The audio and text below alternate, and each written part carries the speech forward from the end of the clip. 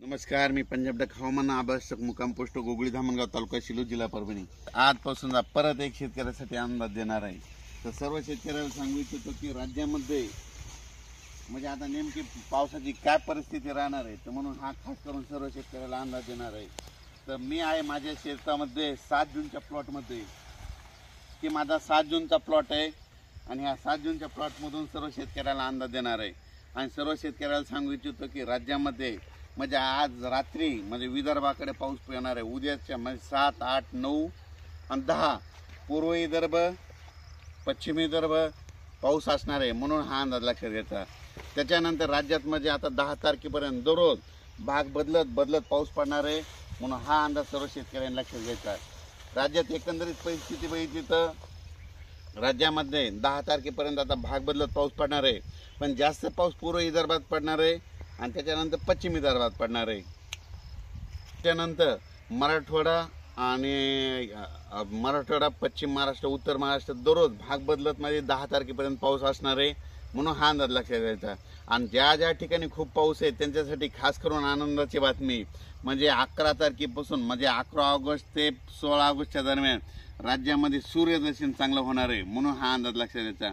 म्हणजे सांगायचं झालं तर हे सूर्यदर्शन खास करून जास्त मराठवाड्याकडे असणार आहे। म्हणजे सूर्यदर्शन कोणत्या जिल्ह्यात होईल, एक लातूर जिल्ह्यात होणार आहे, त्याच्यानंतर उस्मानाबाद जिल्ह्यात होणार आहे, सोलापूरकडे होणार आहे, नगरकडे होणार आहे, बीडकडे होणार आहे, परभणीकडे होणार आहे, संभाजीनगर होणार आहे, जालना जिल्हा होणार आहे, त्याच्यानंतर हिंगोली होणार आहे, नांदेड देखील होणार आहे। म्हणून राज्यात या भागात जरा जास्त सूर्यदर्शन म्हणजे मराठवाड्यात समजा जास्त सूर्यदर्शन होणार आहे, म्हणून हा अंदाज लक्षात येतो।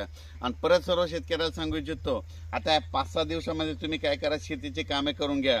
त्याच्यानंतर तुम्हाला एक सांगतो 18च्या नंतर परत पुन्हा राज्यामध्ये 19 ऑगस्ट पासून 19 ते 24 ऑगस्ट दरम्यान परत एक पावसाची शक्यता आहे, म्हणून हे अंदाज लक्षात येतो। त्याचा अंदाज नंतर दिला जाईल, पण तरी एक माहीत असं म्हणून सांगतो 18च्या नंतर परत एकदा पाऊस वातावरण तयार होणार आहे, म्हणून हा अंदाज लक्षात येतो। राज्यात एकंदरीत परिस्थिती बघितली तर सांगायचं झालं तर की आपण मागच्या अंदाजात सांगितलं होतं की उजनी धरणमध्ये भरणार आहे, तर 100% कालचन झालंय।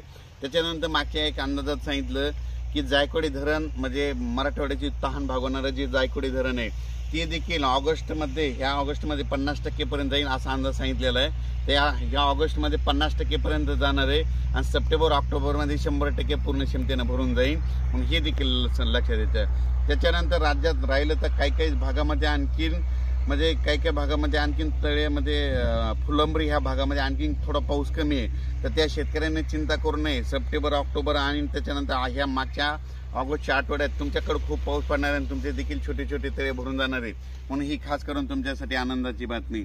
त्याच्यानंतर पूर्व विदर्भामध्ये देखील तर ह्या आता 3 दिवसात म्हणजे 7, 8, 9च्या दरम्यान पूर्व विदर्भात चांगला पाऊस होणार आहे, म्हणजे आज रात्रीला पूर्व विदर्भात चांगला पाऊस राहणार आहे, म्हणून हे अंदाज लक्षात येतात। त्याच्यानंतर पश्चिम विदर्भामध्ये बुलढाणा, अमरावती, अकोला, अचलपूर, त्याच्यानंतर वाशिम या भागात देखील आज रात्रीच्याला म्हणजे ह्या 3 दिवसामध्ये चांगला तिकडे पाऊस पडणार आहे विदर्भात, म्हणून हे अंदाज लक्षात येतात।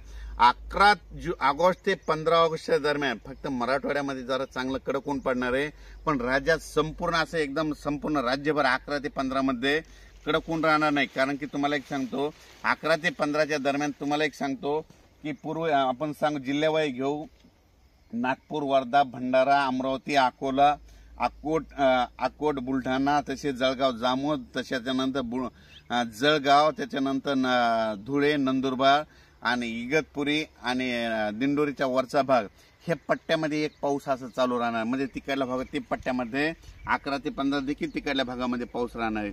त्या शेतकऱ्यांनी काय करायचं, जसे वेळ भेटेल तसं तुम्ही काय करायचं, ज्या दिवशी तुम्हाला 1-2 दिवस सूर्यदर्शन भेटेल तितक्यामध्ये तुम्ही तुमचं शेतीचे कामे करून घ्या।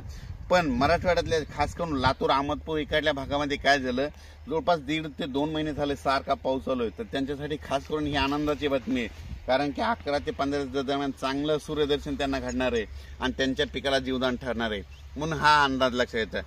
त्याच्यानंतर श्रीगोंदा ह्या भागामध्ये तुम्हाला एक सांगू इच्छितो की तिकडे इतका पाऊस झाला सगळे शेतातून पाणी वाहिलंय आणि त्या भागात देखील समजा चांगलं सूर्यदर्शन होणार आहे म्हणून हे लक्षात येतं.